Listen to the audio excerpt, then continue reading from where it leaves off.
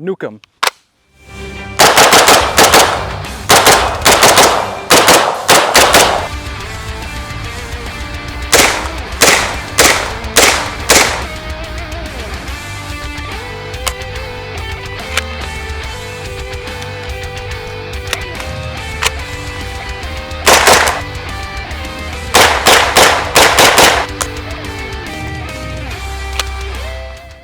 Remember, switching to your pistol is always faster than reloading.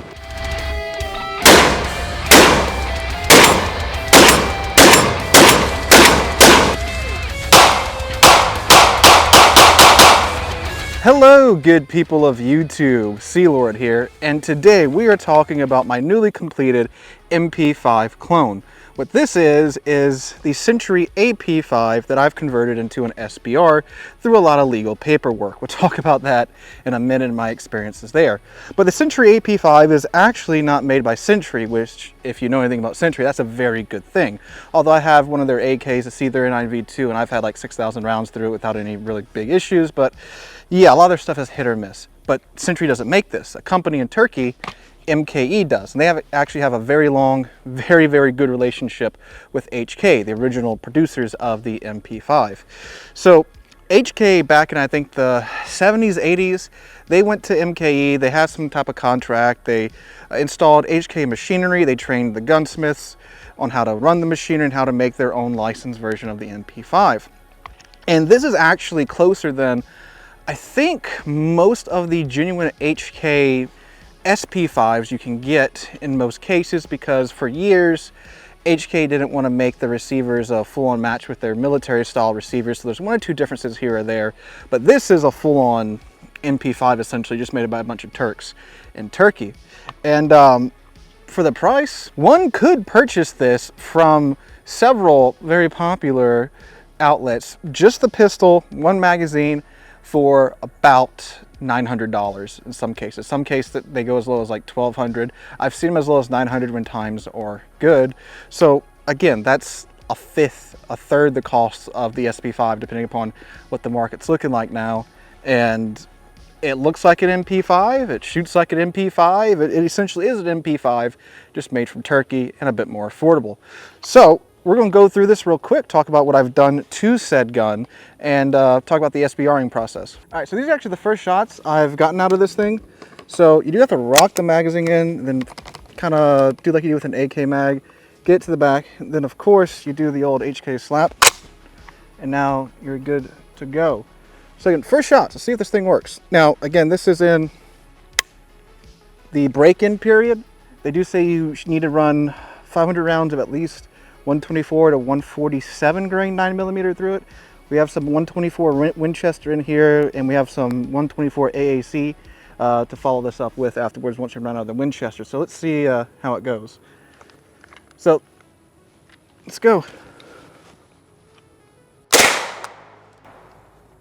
That worked.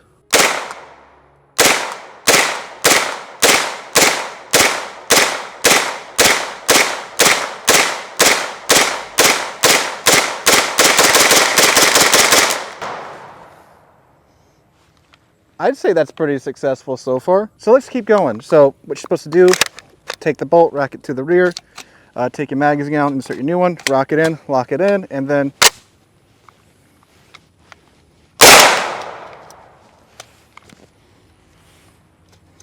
oh, I didn't lock it, so that's on me. That's not the gun.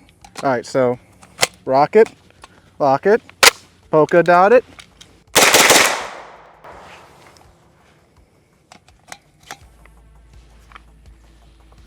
Apparently I'm not locking it good enough. Okay, that's in.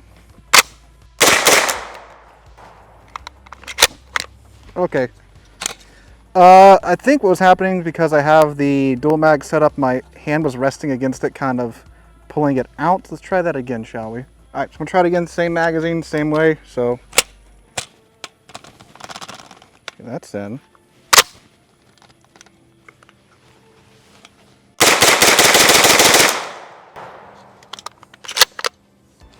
Yep, it was a me problem, not a gun problem. Cool. All right, so some quick updates on some previous guns we've had on here. Luger, we've got a reproduction magazine here. This is a Met Guard. magazine. This was about 40-ish bucks, and this one's running fine now, showing you that it's empty. So that's a happy ending. Spaz 12. What happened was apparently the magazine follower was in backwards and just showing that it's empty. Gotta drop the hammer because shotgun. There you go. So the magazine follower was in backwards. Fix that. It's running kind of okay now. As you guys saw, it had a little bit of a bad day here. God dang it. But it got through it better than beforehand. So some updates on those that I want to take out today and show you guys. But our main star today, our MP5 clone, which again, it's empty. Said magazine is empty. Our main attraction today. It's doing pretty good today. It's a really fun gun to shoot so far. If you're not familiar with US law, this right here is considered to be an SBR, short barrel rifle. This is an NFA item, National Firearms Act. If you want to make something like this in the US, you have to go through a special process. You have to submit something called a Form 1 to the ATF, which is a form asking for permission to build an SBR. These laws were put in place because in the 1930s with the gangs, the organized gang crime that was going on in like Chicago and places, it was proven to be pretty difficult to get those guys with any charges that would stick. And what they were doing is they were robbing banks by taking submachine guns like Thompson's, cutting off the barrels and cutting the stocks down to where when they would go inside to a bank, they had their big heavy coats on, they could hide it beneath their coats and then proceed to rob the bank. It wasn't a crime to make that back in the day. And when they would catch them, they would get them with charges that sometimes had kind of light sentences and such, because the guys knew what they were doing. So the NFA was passed in order to have a charge that would stick when they would pick those guys up, because this is a felony offense if you don't submit the right paperwork and pay your $200 tax stamp like I did. Remember, kids, if you have enough money and fill out the right paperwork, very little is actually illegal in the United States, and it's kind of sad how true that is. But anyway, so now you might be asking, well, Sealer, why don't you be a man and just slap the stock on there yourself? You see, the thing is, I really like Dakota. Do you like Dakota, Bethany? I love my puppy dog.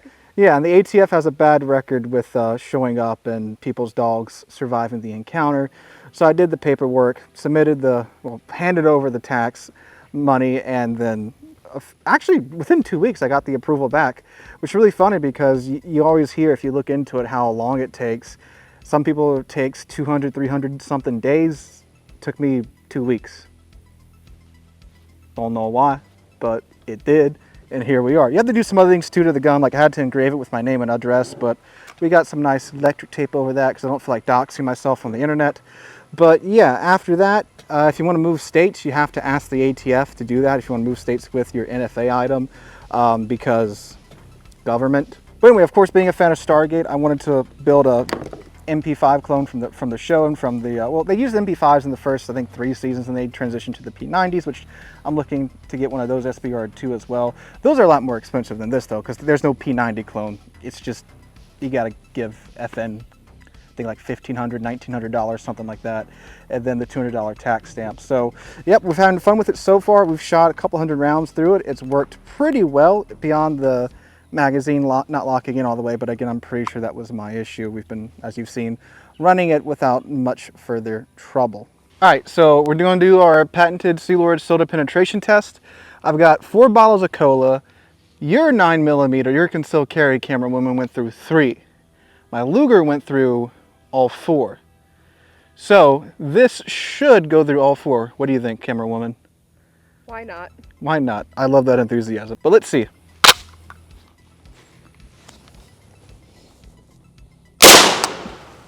Oh, 3? Oh, it cut Dr. Pepper in half. I'm sorry, Dr. Thunder in half. Go investigate, shall we, children?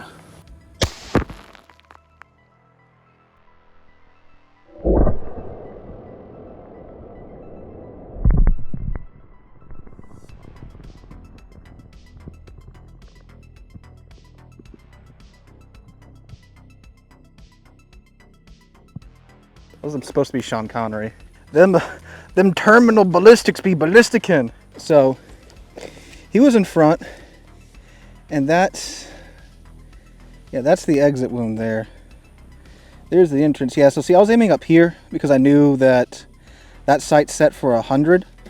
So it hit low, just brute forced its way through there. And then remove the lower portion of Mr. Thunder back here. Ooh.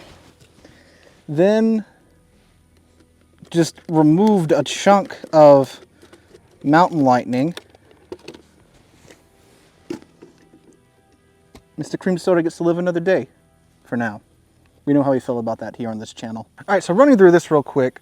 This right here, this is Century's brake they do give you with the pistol. It's a tri-lug, so you can take it off if you want to put a suppressor on, which I'm working on getting one of those too.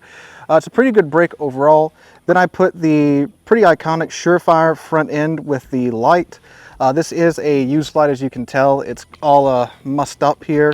Got a little bit of crap there and all around it, but that's okay. It looks pretty neat, looks worn, has that worn look to it. And yeah, I kind of like the aesthetic it gives overall. Plus these aren't really made anymore, and ones in decent shape are going to run you like 600 bucks on Gunbroker. Then you got the charging handle back here, which that's always good fun, and one of course the main reasons why a lot of people do enjoy shooting these. Then coming down to the magazines, these are MKE's own magazines. Again, like with the gun, they are manufactured by MKE on HK machinery. And I do have the clamp there in the middle to attach the two of them together, because I was going here for a Stargate clone from the movie, and the MP5s had a movie had the A2 stock and the clamps right here, and that's what I got. This is a genuine HK clamp, which HK is kind of high on their own supply. All this is just a piece of sheet metal that holds two of these magazines together, and HK charges $150 for them. What idiot's going to buy that? So we do have the A2 stock on the back of it, because again I was going for the whole Stargate vibe, and I really do just like the way the A2 stock looks on an MP5. If you've played, the first Modern Warfare, this is what we used in the, oh god, what was it, the Gone Fishing mission, I believe, the one where you're on the cargo ship. It just looks good. And we have a Vortec red dot up here. This is a Strike Fire 2. This is sighted in for my AR for 100 yards, but it should work today. And they do include this mounting rail here, which is very nice, because this gun was designed in the 60s. 1966. This is older than the truck that I showed you guys a few weeks ago on the channel. This thing. That's crazy. It just looks so futuristic and such. It's still used in movies and shows today because of that. And because it's just fun to shoot, of course, too.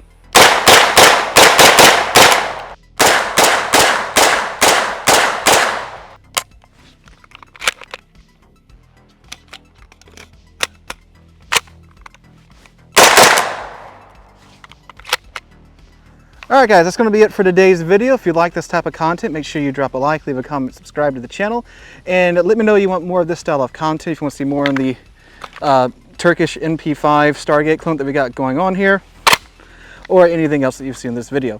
So hope you guys enjoyed. Have a wonderful Sunday. Hope to catch you guys in the next one. Okay, go ahead, squat. How majestic is that? It's something. Please tell me you recorded that. I was recording that. I miss my dog. It's been an hour. I'm having puppy dog withdrawals. And that enthusiasm. All right, let's see. Very shameful. A shameful display. I don't know if YouTube's gonna like that. Oh, Caleb! Caleb! For those of you that can't see the mud, just flip.